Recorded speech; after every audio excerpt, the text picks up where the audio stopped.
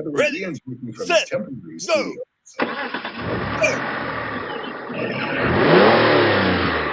Coming to you live, it's the Auto Hub Show with Ian and Jeff. Here we go. Who said you can't teach an old dog new tricks? Hi, I'm Gail Rubenstein, the founder and CEO of a company called Retail Resilient, social selling for the car industry. And we help auto dealers, auto agencies, and vendors in the auto industry sell more cars, service more cars, and make more money using our social selling strategy. That includes TikTok, Instagram, Facebook, LinkedIn, and anything else you can think of. So if you're looking to invest thousands and make millions, we're definitely the social selling company for you. That. It's killing me. Like I said, who said you can't teach an old dog new tricks? Echo!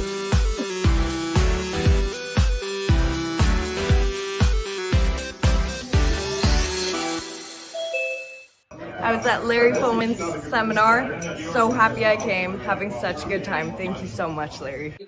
One of the best trainers in this area for sure. I don't know about anywhere else, but as far as I know, he's the best. So, told you it was. take advantage. Thank you for having me here. I'm at Larry Feldman's seminar, and what I found is that what he's really good at doing with his knowledge and with his training, he's not filling a bucket, he's lighting a fire. Ways to improve. Every month we want to improve better on what we did the month before, maybe the year before. It's about how fast we can get the cars done with quality work to get it to the front line, because that's where we make our money. And the bottom line is the longer it takes, the more money you spend. We want to get it down as low as possible. Right now, like I said, we're in a great stage. We're at 4.5 days. In recon, we want to know how quickly we can get the cars out of the recon process and to the front line. The average days in recon and then the time to line are the most important things that we look for. I'm Mike Burrell. I'm Service Director at JM Lexus.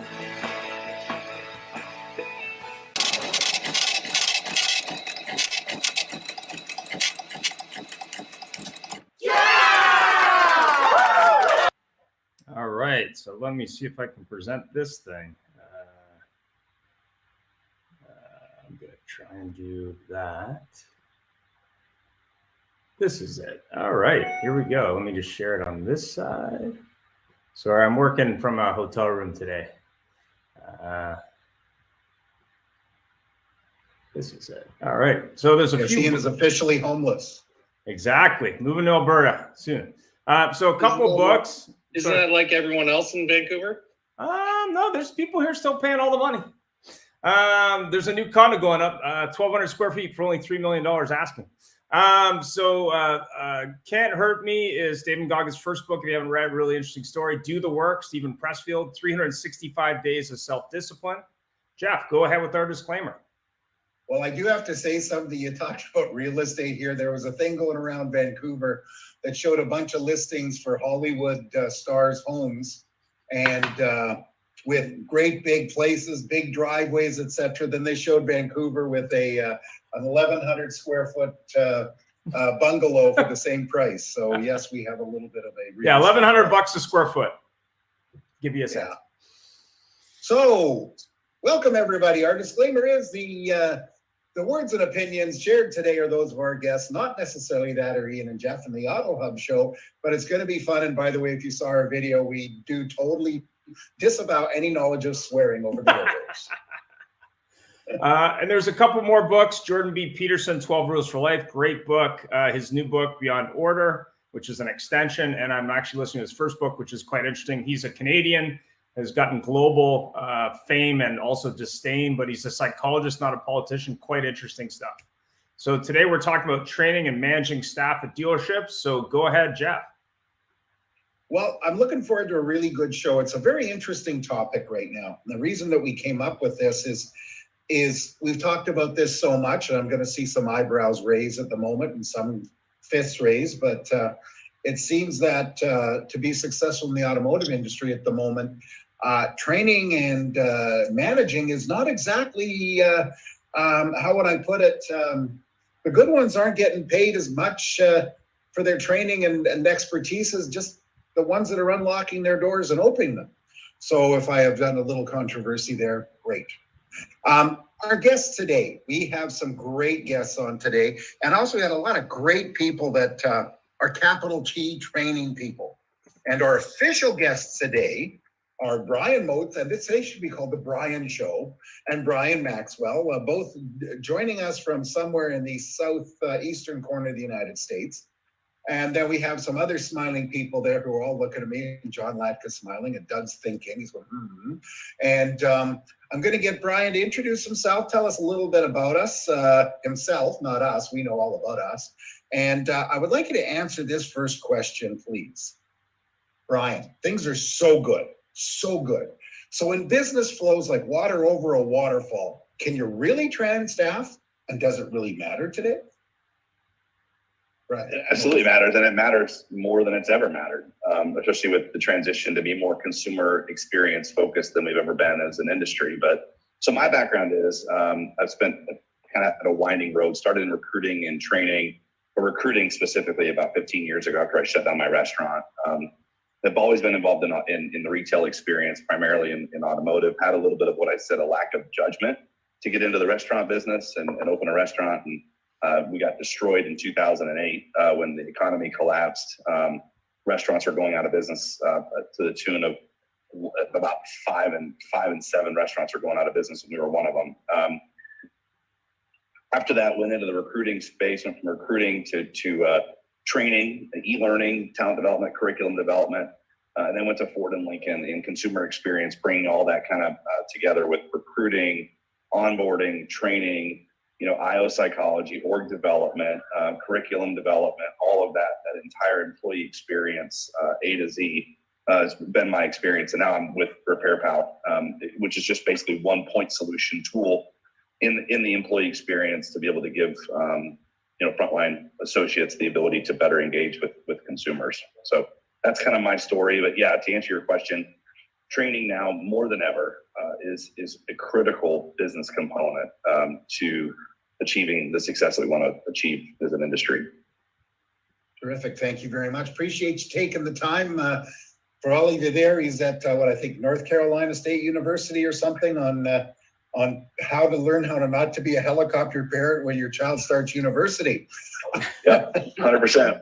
Our next guest, the smiling face of Brian Maxwell, joining us from Jacksonville, Florida, I think. Or he's got the green screen there behind him just to show he's green with envy for anyways. Brian, please introduce yourself. And by the way, I do have to mention Brian and Larry Feldman have this fantastic podcast on Wednesdays. You should watch it, and basically deals with generally this topic. So again, tell us, when things are so good like this, and I know obviously for your livelihood, they have to rely on it. Does it really matter? We keep hearing people about walking into stores, and I have an interesting story to share later, but there's just customers lined up looking for a salesman. So does it really matter? I believe it matters, but it's like you said, in the automotive industry, one of the things that I always tout is that we are the slowest transitioning industry that I can think of, right? So, customers overflowing, and just like always, you have what I found is that, especially with all this AI explosion stuff, and I understand it, you got a lot of companies now that hear the AI thing and they got a manager going in to print off a script. They're giving it to their salespeople and they're having them try it out. And what they're finding is that AI is still a computer, and it lacks emotion and it lacks that human interaction. But how do we convince the general manager to come out of pocket, prior to them spending XYZ amount of days, weeks, or months kind of trying this new thing out? So I know, at least for me, I heard you say at the front that trainers aren't earning as much. I've actually increased my pricing. And what I found is that it's helped me tremendously, because everybody is just trying to get that one. And you got some people charging, and I don't know what anybody charges, so I'm not trying to disrespect, but you got people going out there throwing out, they'll come out and spend a week with somebody for $5,000. Well, depending on what you're doing or what your value is, that may work for you. But if they go in and they bomb and there's no real results from it, there's no way that they can quantify it. The next time somebody comes in and let's just say they're asking for double that, or they demand double that, that's where the resistance may come in. And so one thing I realize about training in these stores, I have to stay in front of these people. And I realized content is king. And the reason why I believe I get called like I do is because I'm easiest to find. But you said when you got people lined up out there, how do you convince somebody that they need training? You really can't. I found that communicating with owners and managing partners or dealer principals is the way to go, because you still have a general manager whose commission is tied into right now. So if you have a ton of sales coming in, they're making their money, their commission checks are fine.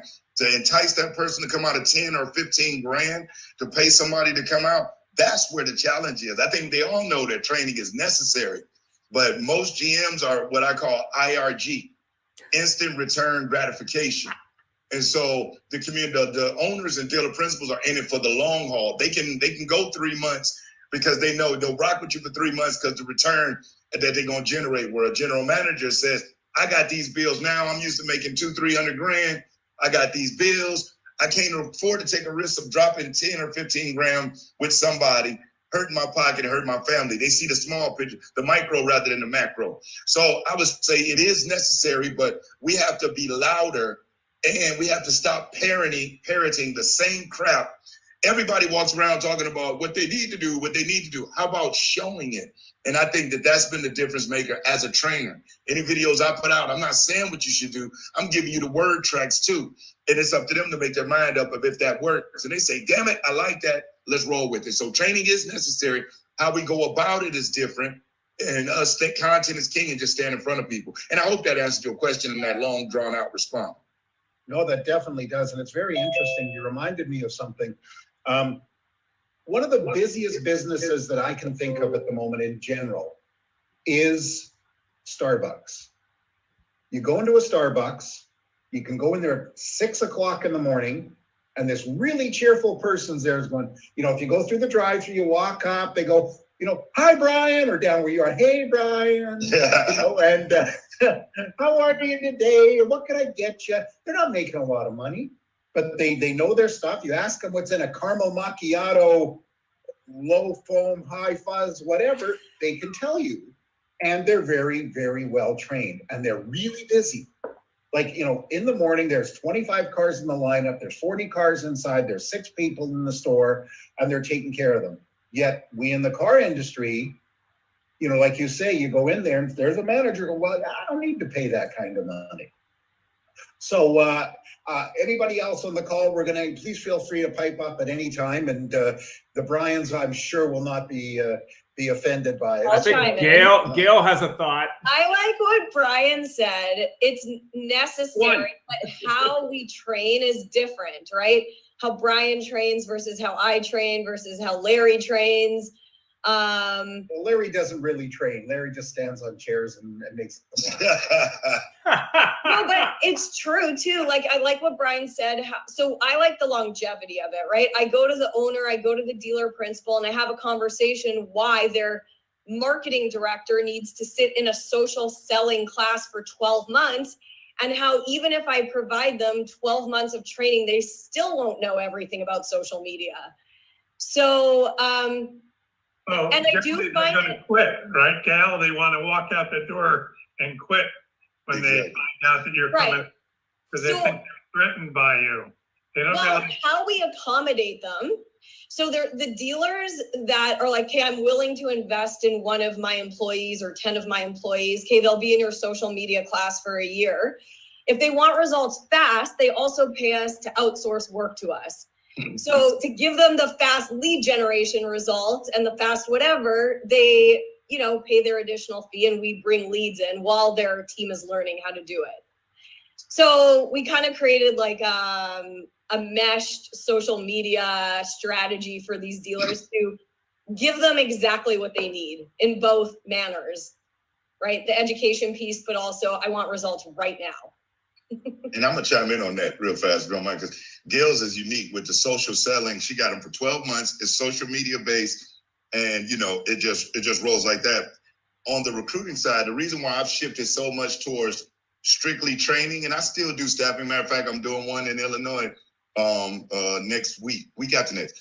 But because one, when you go there, you can have the greatest people you bring in, you train them up for those couple days or whatever, and when you leave, they're left with the same exact management staff that was there, that needed you to come in the first place. And you know who they blame? It's easier to say, Brian or Larry or whoever didn't bring us good people, even though they were there working with them for 6 months and I only had them for 2 or 3 days. But when they blew out of there, it's easier to say it's our fault than to reflect and say it's theirs. So I found that when you can get in as far as in training and set that up, not just a one-shot deal, because again, how can we quantify what my training did, you know, going into next month without us at least setting it up initially like that? It's like I heard somebody say earlier, I thought he said they want it quick, or I don't know if he said they want to quit, but they want it, you come out of training and everybody's going to be selling 20 units. If it was that easy, y'all would have already been doing that. So it requires time, but setting the right expectations. And I found that really positioning yourself in the industry as not necessarily a guru or an expert, but as a trusted, reliable resource that commands, not, or should I say demands, a certain level of respect and compensation to bring in a certain level of quality. That's what has to happen. I think we got too many people all over the spectrum charging all types of crazy prices out of fear, out of how am I going to pay my bills? And that's true, and I get that, but you know, going low, having bare minimum that you need to be able to actually produce for these people is hurting what we do more than helping. Everybody shouldn't be in training. Everybody shouldn't be in business. They just shouldn't. So again, how do we translate that to them to get them to say, let me sign this check, let me cut the check? And I think it's going over, I don't want to say go over, but touching more than just the general manager. We got to touch those owners and dealer principals. But I like her 12-month program because it does require that to learn. And you still won't know everything. I've been at this for years. I still learn something new every day on social selling. So I thought that was a good very point. interesting, Gail. How many GMs do you get that sit in your social selling class? I would say Not how many numbers, 30% dealer principals or GMs, and the other 70 is their internet manager or the marketing director. But it's very interesting how Brian hit the nail on the head, because you go in there and train, you goes in, he goes in, Brian goes in, Larry goes in, you know, et cetera, and then they leave, and then the person making the decisions goes, why are you saying that? No, here's the right way to do it. Right. You know, and you get an old fart dealer principal who's going to somebody saying, why are you wasting your time doing those stupid videos, and go get some ups? Right. Would everyone agree? Go ahead. I'm going to build on that. I mean, you know, from my background, you know, Jeff, or you were hitting on it a little bit, Jeff, was talking about, you know, Starbucks. If we look at the Chick-fil-A, we look at Starbucks, we look at, you know, Ritz-Carlton, we look at these big organizations. Our issue is that we're too disparate, too fractured, and too many point solutions that are out there without a holistic understanding that we have to have org development processes. You know, there's an entire industry out there of IO psychology, org development, learning and development that's out there. And we have not adopted as an industry because we're too fractured. It's been too expensive and out of reach. And we don't have leadership that understands you have to build organizations. You have to have curriculum. You have to have, you know, it's not about all these, you know, look, we got training from the OEM. We got process training from the OEM. We've got process training from our point solutions, from our video MPI tool and our DMS. And we've got training on this little, you know, the new shiny object, social, you know, whatever it might be, the, you know, social media, all these new shiny objects are thrown at us. And without any comprehensive curriculum development of role-based training, role-based learning of how you build a curriculum for a role, and then also having cross-training. But that starts at the top of understanding from an adult learning theory what you have to do to build a learning and development platform and program inside of a dealership. It's not point here, point there, point solution. You know, I sold the GM, so now we're going to do this way. Well, now the GM came, they got a new GM, and we came in and we like this guy's approach, and so now we're going to change up and do it this way. We have to have a commitment, and I think you're going to start to see that a little bit more as dealer groups start to expand. Instead of having 1 and 2 rooftop organizations, we're going to have, you know, 10, 12, 15, 20, 25, 30 rooftops. We got corporate structures now and corporate support staff and centers of excellence inside these corporations that are going to put learning and development programs in place and start to build these programs. And it's going to make it harder for some of the people, some of the practitioners in the industry, because it's going to be harder to get in and be a part of that curriculum. And why should I use your content, or why should, but it's what has to happen in order for us to be able to build a correct learning and development and curriculum-based, learning organization within the dealerships. Now that's a Did you very say good that? point. And Brian. that may be controversial. Some people might not like it, but that's just the reality. And I worked in those. I built curriculum for Meineke. I built curriculum for Mako, for International Speedway Corporation, for Dairy Queen, for Denny's. I mean, I worked for a company for 5 years where I was a role-based curriculum developer. And we understood that to build the brand forward, we had to build curriculum for each role. And it had to be linked to business results. What do you want it to come? There's an entire industry out there. You get into Kirkpatrick's model of assessment, Bloom's taxonomy, smart learning objectives. I mean, there's an entire industry out there that we're not tapped into as an automotive industry, and we need to start, because there's industries out there that have gotten really good at building good training and good talent and organizational development platforms and programs, and we're not doing it as an industry, not yet. Yeah, I mean, that's some great comments. I mean, like a curriculum, basic onboarding, basic understanding of tools, and of course we have Doug on the call from Y to Z, and of course we have Larry and John, who I'm sure have helped in those areas, as well as Gail. I mean, I've got a salesman who maybe doesn't understand the phone very well, and I'm teaching him how to use social media, but it's got to be part of a larger process, which is, what do I say to that customer? Jeff and I had lunch yesterday, and he was talking about a friend of his who bought a car from a Toyota dealer. And a Toyota dealer, he put a factory order, and the Toyota dealer called him and said, well, yeah, we'd love you to have this car that came in, but by the way, you have to buy all these products that are on it. Otherwise, you can continue to wait. Like, that was the best process they had to tell a customer, congratulations, your price just went up because we got a car for you, but it's got all this crap on it. And are you going to buy that? Didn't Or even have it on it. They said to him, if you want an opportunity, you're going to have to trade your car in. You're going to have to buy this. You're going to have to buy that. You're going to have to buy that.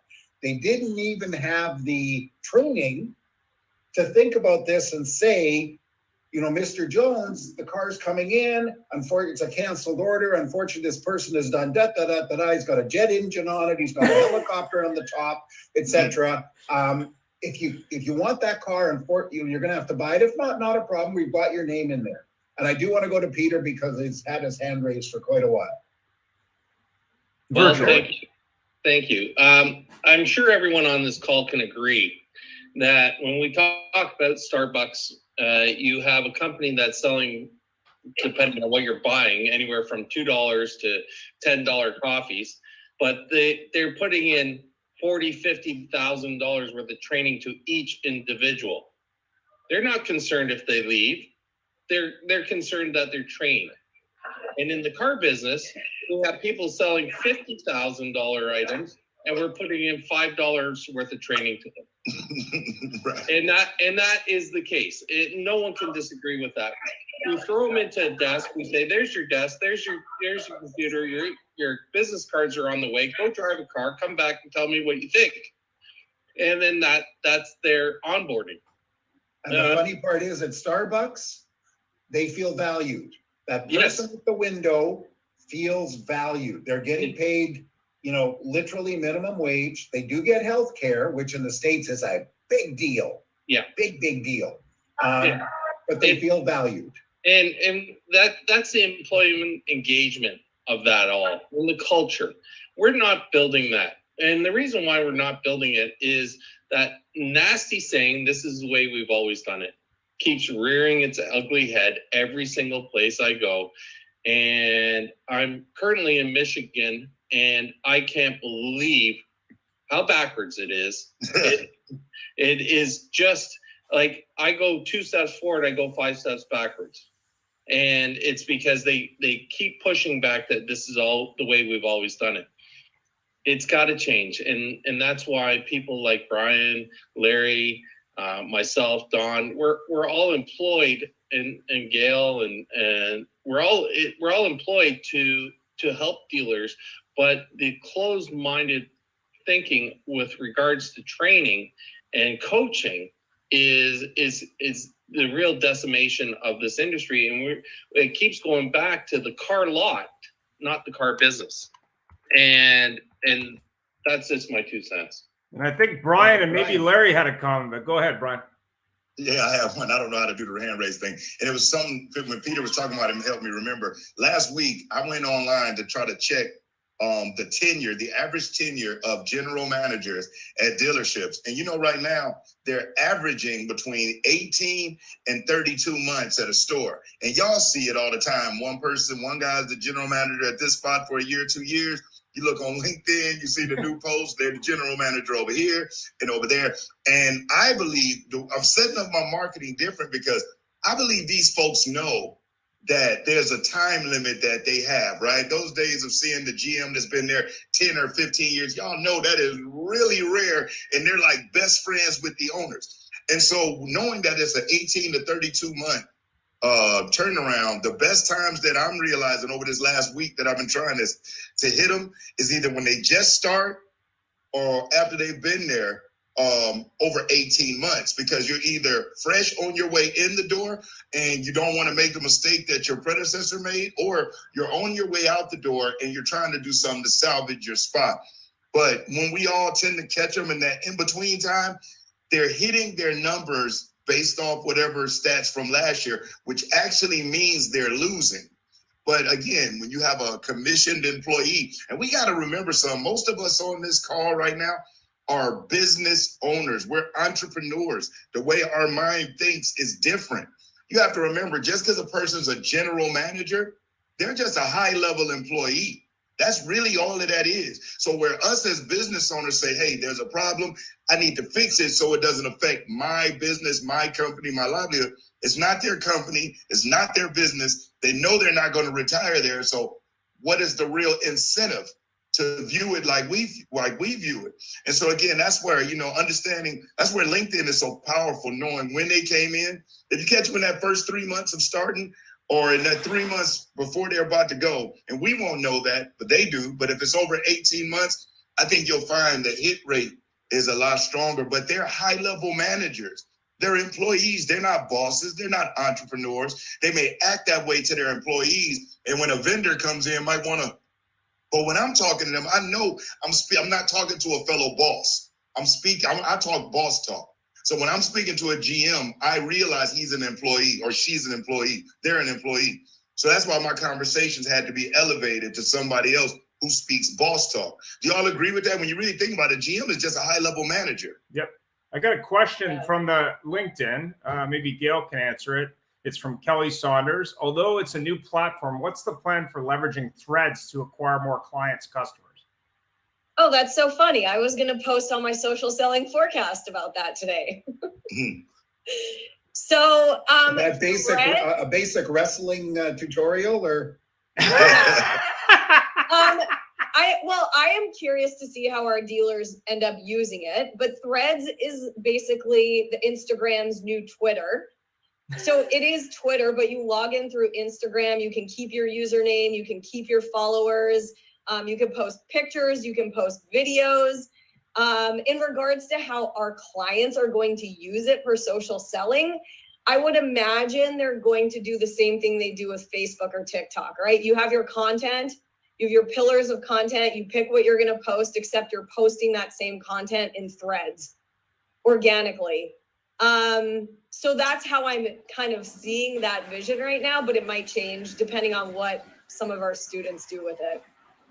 Thanks for that, Gail. Selling Threads would be great, but I think for marketing, for general managers or owners of dealerships, if we're talking about that at all, getting ourselves in the stores, at least in the poll that I sent out, this was done like 6 months ago to just 500 GMs, not even any owners, to ask them how often they're actually on Instagram. Because on Instagram, I've only got a couple thousand followers. I really don't target Instagram. And I was right. It was less than 10% that are actively on Instagram, but they were older. I think the younger GMs that are in their, mid to late 30s, going into their 40s, maybe so. And hopefully that'll change. But I know the LinkedIn platform and the YouTube platform for people that are over that 45-year-old demographic are going to those learning resources much more than they're going to those quick, constant, every 2 seconds, there's something else popping on the feed. But for selling to customers, I think Threads, I use it for my online products that I sell to end users too. As far as I'm on Threads, I'm on the gram and all that. But as far as getting to the right people to book our deals in stores, and Gail can answer that better. Are you finding that these GMs or dealer principals, at least are the ones responding to interacting with threads or Instagram posts, or is that just for retail? So GMs and dealer principals. So I built Retail Resilient without a website, and the only thing I had was funnels on these platforms. And our highest return was 100% Facebook. So GMs and dealer principals send us leads like constantly all day long through Facebook, more so than LinkedIn. And then the other piece of it that I found interesting is the dealers and GMs that signed up with us on LinkedIn don't engage with my content at all, but they call us. Yeah. I've been watching you for 5 years and I'm ready to sign up, but they will not like me. They will not share my content. They won't engage with my content, but they will watch everything. Yeah. And then the dealer principals on TikTok, they're really funny because when I go to a conference, they're like, oh, I watch all your TikTok videos. I love them.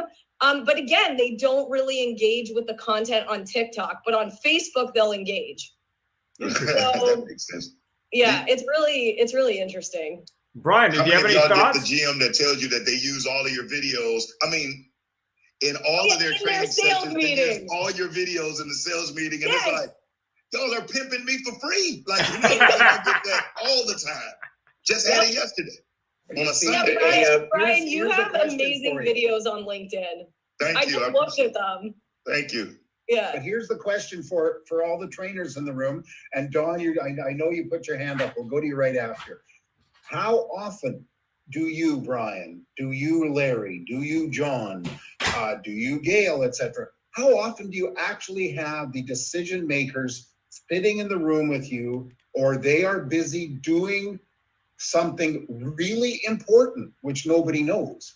And this instance that Ian brought up, that him and I were talking about yesterday, we made a comment, if this guy were to phone the owner about to complain in this dealership, and he's got 40 dealerships, the owner wouldn't take the call, the COO wouldn't take the call, the vice president of ops wouldn't take the call. They'd funnel it down to the GM, who did really well in the service department at the Chevy store and now is there as a GM, and they'd funnel it to them and then they go, GM, really sorry.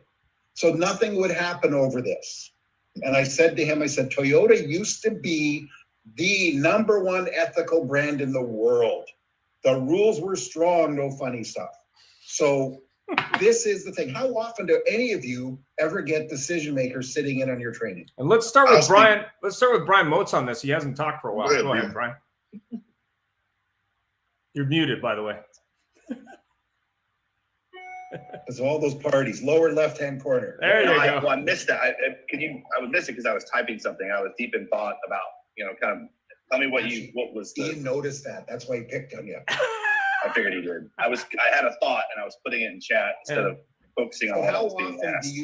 How often do you see decision makers sitting in on training?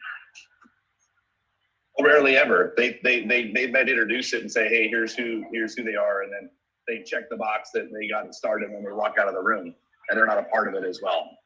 And that happens I probably 9.9 times out of 10. They make sure everybody's there.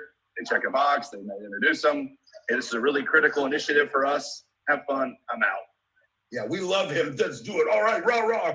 Gotta go golf. I got to say, in my experience, I would say almost every class I do, at least the general manager, I can't say the owner, but at least I get a GM that sit in half a day. But again, the build up is a little bit different. I don't know how everybody builds up. Like I had one store, Gainesville Nissan, recently when they booked me, the dealer principal and the GM literally said the reason why they booked me, they watch all my stuff, but they get messages from everybody all the time.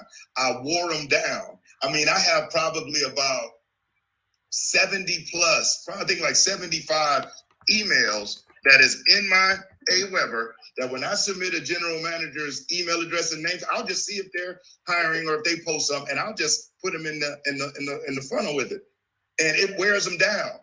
They start looking, and it's consistency. What they literally tell me, they get a call here or there from somebody once every 3 months or 4 months, but you're getting something from me every week, 2 times a week, every week for months. So wear down, and they do sit in. Like I'll say, the general manager, I get probably, like I said, probably almost every class of GM is going to sit there for at least 2 to 3 hours, but they're interactive. They're not just sitting in there. I use them to keep them in there longer by getting them to tell a story here or there, or I champion their rise from the sales floor, da-da-da-da.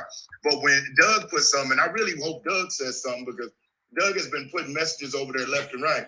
But when the GM sits in, I'm definitely going to be booked back.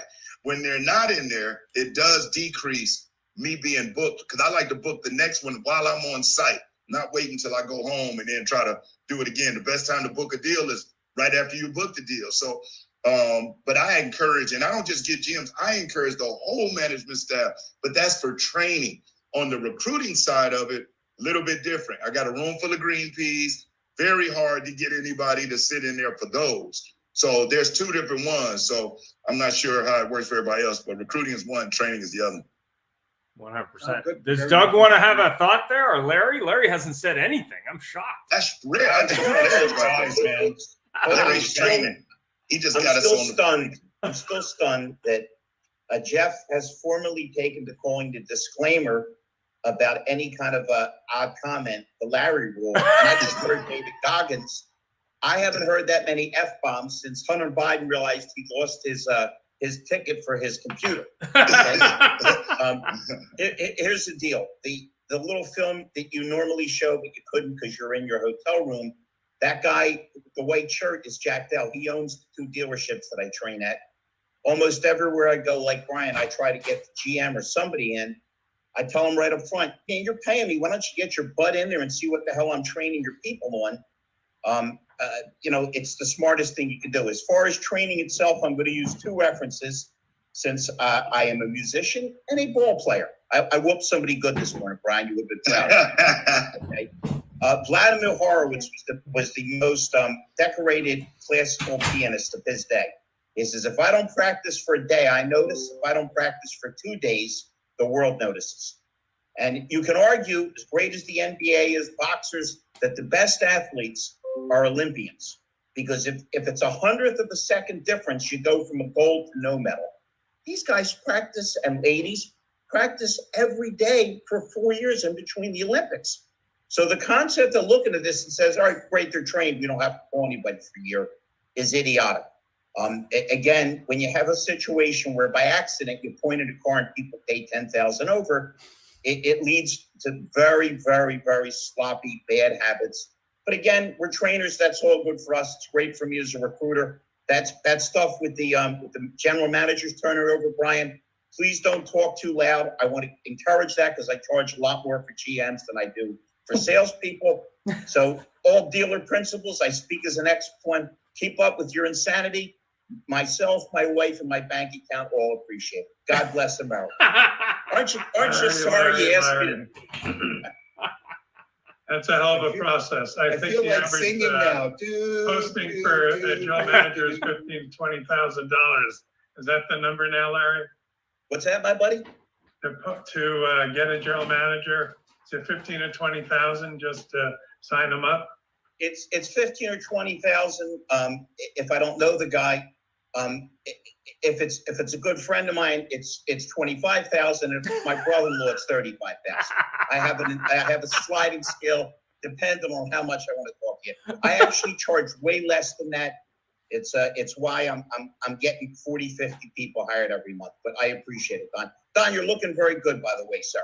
Yeah, thank you. Thank you. I was going to say that when Gail and I worked at Flemington Car and Truck Country, when we hired, or we're going to hire someone to come in and do training, every general manager in the company had to show up, and the VP.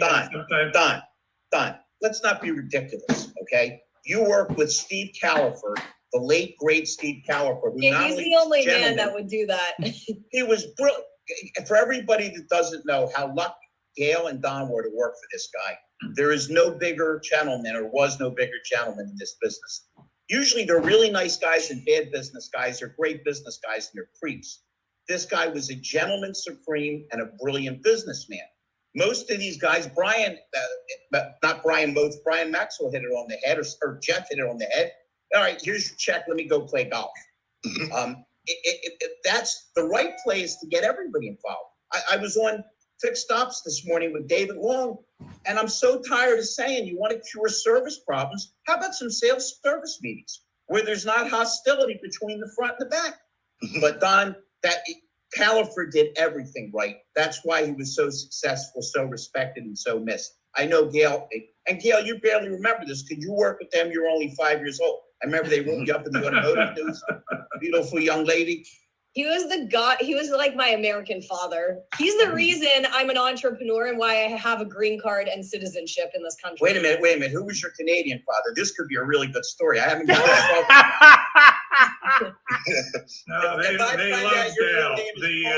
This whole show's going to take one absolutely love Gail. now. No, my real last name is Rubenstein, but Califer was my American godfather.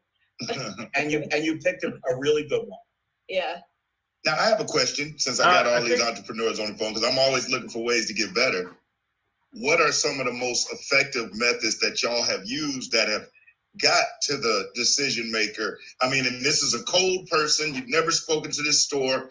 I don't know what you guys use as identifiers to reach out to them. Here it is. Brian, you don't have to go to nobody else because you're my partner, okay? Hello, this is Mr. Jackson from the IRS. Speak to the controller. That's a good strategy. I'm not talking through the decision maker. I mean, through the gatekeeper. But when you get them on the line, to get set up the car, are y'all using social media? Do you just cold call everybody? Is it email? I'm just always trying I think you have to use a process, Brian. My advice is use a little bit of everything, whatever works for you. Right. I find video works really well, especially on texting, ironically. But more importantly, add value first. So share information with that individual or group of individuals, because that's the best strategy with a large deal group, is target the whole bunch of individuals, not just one. But also, I think the takeaway from NIADA that Jeff and I had the pleasure of being at earlier this month is a lot of people selling to dealers target the franchise dealers. There's about 15,000 franchise dealers in the US. There's 120,000 independent dealers in the US, and some of them are a lot bigger than you'd realize. But more importantly, nobody talks to them. They all want to talk to the Lexus store. They want to talk to the Toyota store. They want to talk to Sonic, whatever it might be. But the independent stores, and we had the pleasure of interviewing a gentleman who is a great turnaround story. He runs 3 stores in Pittsburgh. He's a way outside the box thinker because that's why he's an independent car dealer. But more importantly, we talked to a marketing director at the show. They have 80 independent stores. So don't confuse that the franchise dealers are your only prospect. Are these like JD Byrider stores? What kind of franchise? I have the information. I mean, reach out to me if you're curious. But I believe Doug had a comment. He had his traditional hand up, so I wanted to go through that. Yeah. So getting back to this whole training thing, I think it all starts with the store culture, and I'm sure you guys that train know this. Generally, what we find when we come into stores is there's no culture to training. There's no culture to development. It doesn't exist from the top on down. And that's why we usually have to start with leadership training and teach the managers how to be leaders. And then once you've implanted the training, then the important thing is to focus on the leading behaviors, not the lagging metrics. All too oftentimes, right, you're absolutely right. And you need to focus on the leading behaviors and then coach.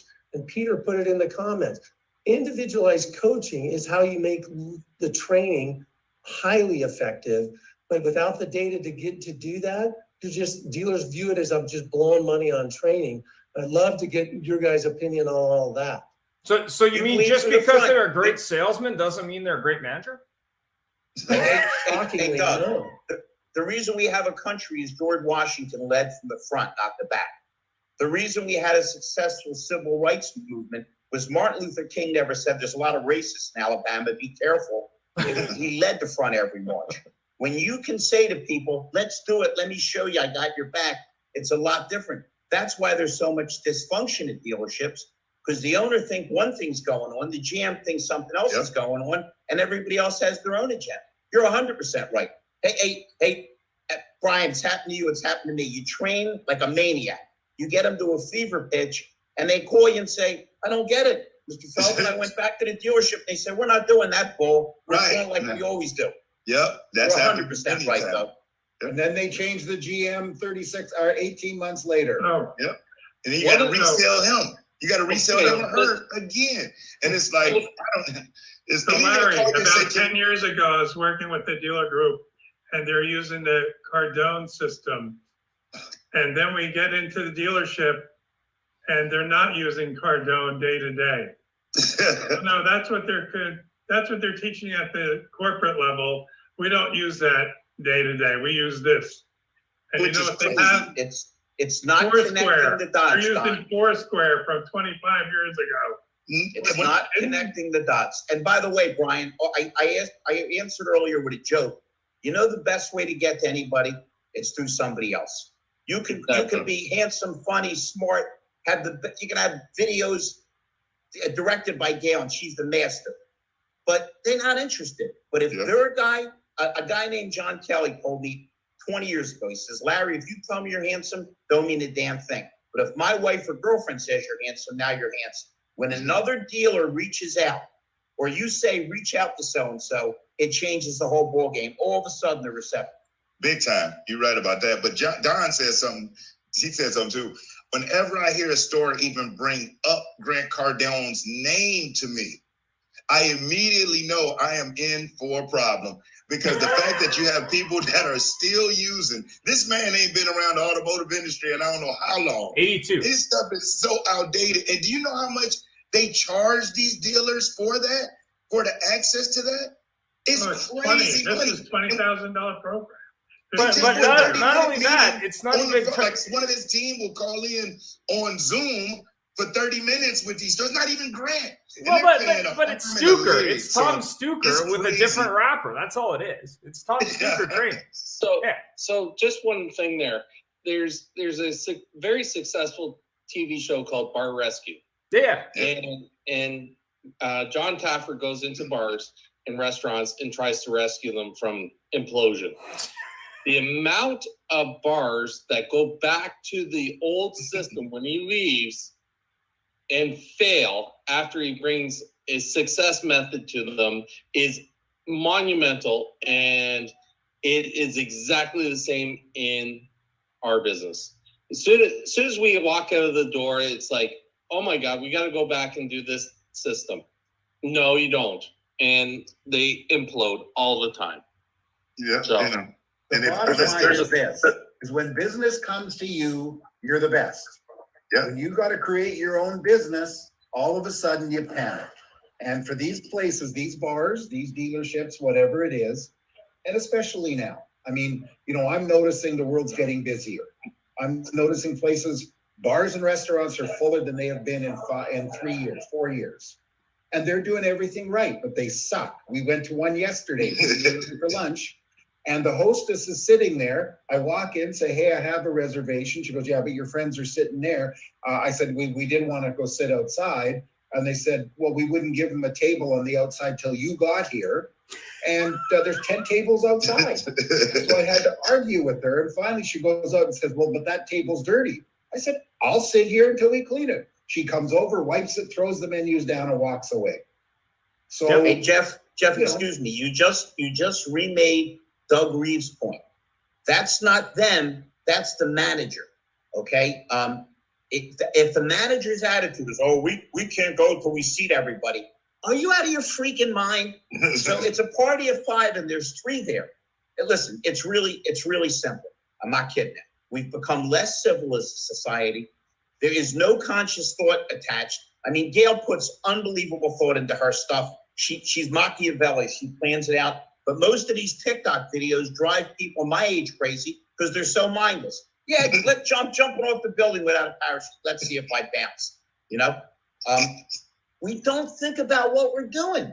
The customer is paying you. I say it all the time. We kiss their own butts. It ain't the owner that's paying you, the GM, it's your customer. They're the middle guys handling the money. And let's face it, once they see you, somebody's going to be asking for a tip. So if you don't kiss their butt a little bit, if you don't make them feel comfortable about what you're doing or how you're doing it, you're never going to get anywhere. It's all back to the same thing. You get up in the morning and say, I'm It's going a to be core miserable, I'm going to process be that happy. they put in from the top. Yep.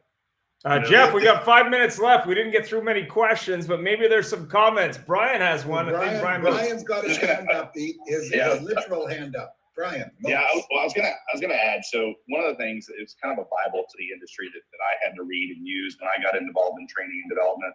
Like I said, for Meineke and Denny's and all that.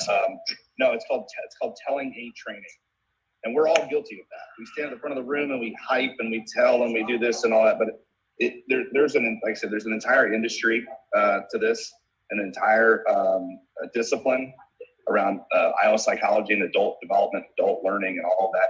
And telling, like I said, telling ain't training is a great Bible. It'd be a great read for anybody that's in this call. It'll help you kind of sharpen in on how you're doing it, how we're all doing it, how to continue to advocate for a learning culture. Doug talked about that, about how you build a learning culture and a development culture. I would definitely advocate for anybody in this room to read that book. It's a great read, and I guarantee you'll look at things a little bit differently when you do. Is there a child? Is there an addition for younger learners? Because my wife insists I'm not an adult. I'm not sure I would qualify to read that specific manual. Okay, Larry, I'm sorry I got you beat there. I am woke. I officially identify as a 12-year-old. Oh my God.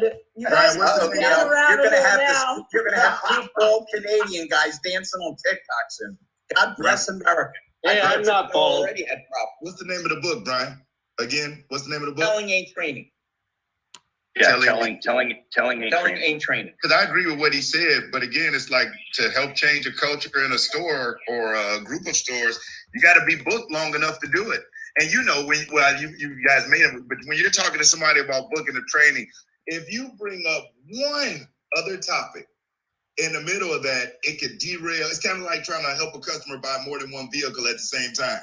You know what I mean? Too much information, too many options, information overload. Because I agree with you. Once I'm in there, man, I want to change it, but it's like, how do I get the commitment? Because I'm not going to do it for free. How do I get the financial commitment to where when I get done, that we can work on the culture of the store, you know what I'm saying, it is beneficial for us both. How have you been able to do that? But you know, Brian, I have to tell you something, and then we got to go to close the show. Okay. I don't think it's a financial issue, in my humble opinion. No, it's not. Just based on the bar rescue comment. A guy comes in and gives them $2 million worth of a redo. A highly successful person that's probably getting paid $10 million to do a TV show, as well as his own business, comes in proven stuff that has worked hundreds of times, and they don't follow it because they go back to the old way. You go in, Larry goes in, John Latka goes in, Gail goes in, Brian goes in, Doug Reeves and their team goes in. And they go back 3 months later and they discover that, oh yeah, well, we couldn't do it because we had a busy day. We got it a private sale. We got this, and this. So the bottom line is, and again, I'm going back to my rhetoric. Right now, they're heroes by hiding in the back room, making lots and lots of money. And that's the test is the really true ones are the ones that go out there and actually do it even when they're busy. And we are out of time.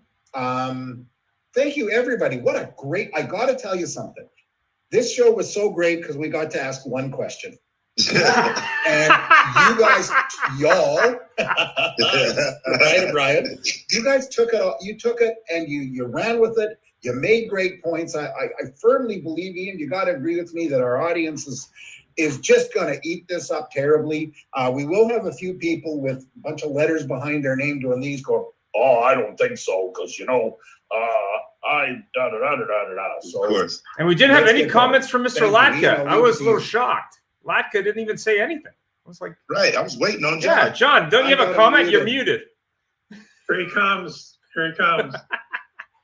Okay, now I'm unmuted. Yeah. Well, listen, I was just, thrilled to listen to all the comments. Let me share what I do or what I've done in the past with dealers. I have what's called a performance management partnership program. It's not where we go in and we do training for a day or two or a week. This is ongoing. I asked for a minimum commitment of 1 year. So we go in, we set up the program, including our proprietary software, so that we can track performance.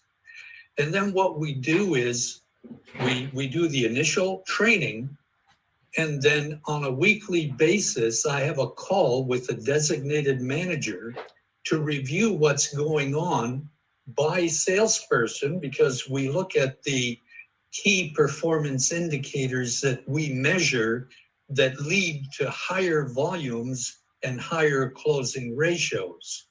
Then once a month, I'm either physically at the dealership or we do Zoom calls, and we basically take the information that we have from the software that identifies the improvement opportunities for each individual person. And this includes management. So rather than going in and doing one type of training for everybody, we take a look at where someone may be struggling. And it could be on demo drives. It could be how they present a proposal. It might be that they're not doing enough appraisals. And we focus on those areas and then train, coach specifically to help that person improve. The result can be very dramatic. To give you an example, a dealer we started working with last August, and so the end of June was 10 months that we've been working with this dealership. We looked at the stats from the first 5 months versus the last 5 months, and they had an increase of 60.1% in sales volume. Quantified. Wow. Other dealers that we've worked with prior to pre-COVID saw dramatic results. My only problem was that the results were so dramatic, these dealers ended up selling out to bigger dealer groups. Now I have to replace them with dealers that want to dramatically increase so that they too can sell out if that's what they want to do, or continue working with me and see more dramatic results. Well, you're missing out on the you can help them sell their dealership angle. Anyway, thanks very much, John. Thanks very much, everybody. And have yourself a great week. And it's been a pleasure. Here we go. Oh la la. What?